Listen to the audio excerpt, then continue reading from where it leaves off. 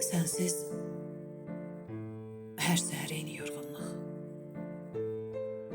eyni nəfəs, eyni daş kimi ağırlıq. Qəhvə soyuq,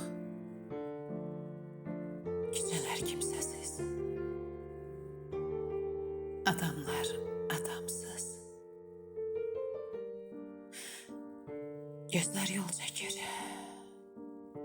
amma heç bir qatar gəlmir. Gözləyirəm səni, olmayan bir sabah kimi, olmayan bir yaz kimi. Sensiz dünya tamam olur, amma bitmir. Dünya dayanır, amma getmir. Bütün mahnılar yalandı indi, bütün saatlar xəyanətkardı.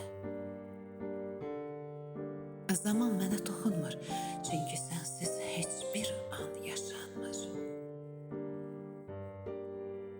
Sensiz həyat başlamamış bir cümlə, bitməmiş bir şeir, yazılmamış bir məktub.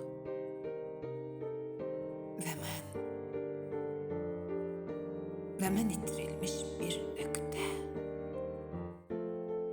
adını unutmuş bir uşaq kimi